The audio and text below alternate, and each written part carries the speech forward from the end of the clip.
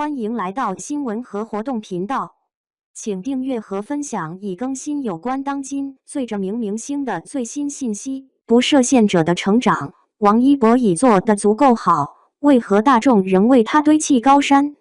程耳导演说，其实就你的舒适区而言，我们对你的要求其实是过于严苛的，为什么最终你能够做到？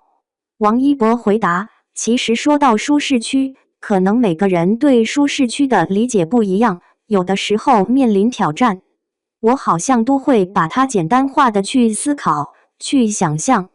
我觉得我去做我喜欢的事情，也是在我的舒适区内的。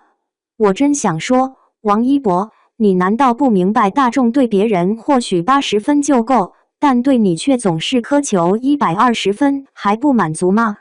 因为你总是不断突破极限，所以大家的期望也一次次被你抬高。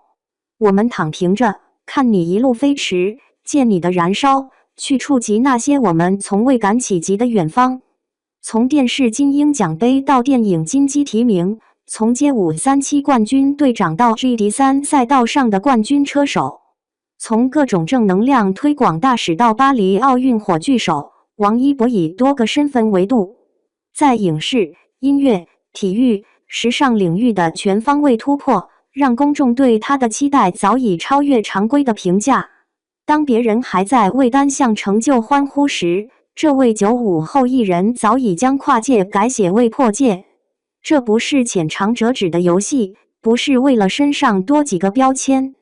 而是向大众证明，我不是来玩的，是真的想玩好。我认为王一博似乎能将信念直接融入自己想做的任何事，无论外界如何喧嚣，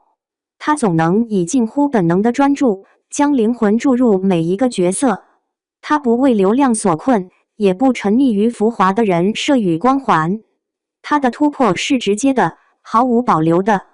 不谄媚，不退让。拍摄抉择0度雨夜，反复淋雨滚泥坑，冰与火中脚踝肿得像馒头，打封闭上场。维和防暴队时太阳穴肿包，不用威亚从2层楼高冲跳，翻滚热烈中脚踝扭伤。倒吊威亚旋转50多圈，追风者被手铐悬吊手腕，坚持忍痛为对手搭整场戏，躺的2小时配合几分钟殴打镜头。这样的故事在王一博的演艺生涯中屡见不鲜。合作方和观众眼中的超出预期，不过是他交付热爱的日常模样。这种近乎执拗的纯粹，让合作者们都赞不绝口。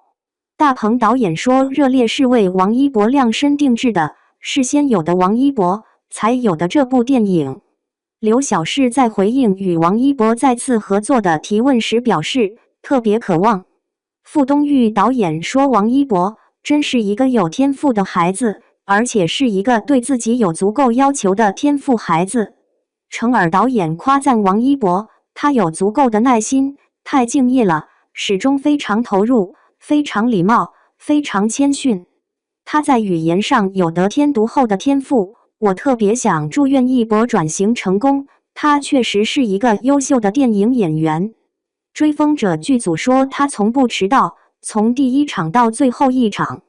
从不需要带剧本来背台词或温习，每一场戏的台词都准备得十分充分。他演绎角色时拼尽全力的样子，宛如街舞3中抢毛巾 battle 般充满力量，满心欢喜。当他把挑战简单化思考，而能力又能与之相匹配时，他便获得了极大的愉悦和成就感。而王一博不断拓宽的能力边界，也像磁石一般，吸引着大众对他寄予无尽的期待。有趣的是，面对诸多奖项，30个高质量代言与5大看满贯的实际，粉丝却展现出罕见的克制。没有铺天盖地的数据吹捧，只有二创文字和视频对电影精细到真的眼神分析，显得太过冷静。难道就这样习惯在顶峰的感觉啊？为什么喜欢他的人永不满足？是因为在他身上看到了无限可能，每个巅峰都成了新起点，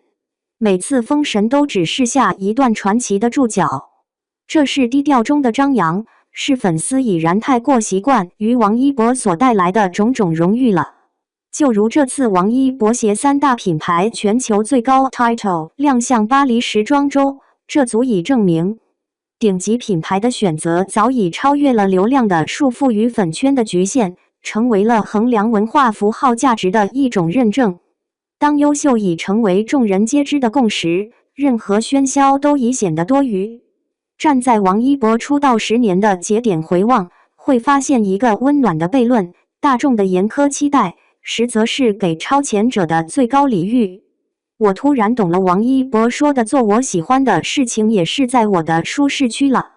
那些越堆越高的期待，何尝不是时代献给极限探索者的深情情书？当他说我做喜欢的事就不算吃苦时，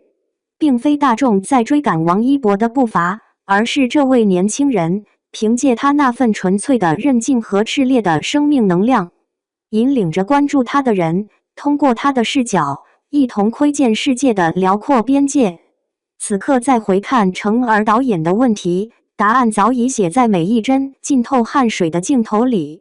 因为热爱可抵岁月漫长，因为真心终将震耳欲聋。这或许就是最好的良性循环。我们负责期待，而他永远负责超越期待。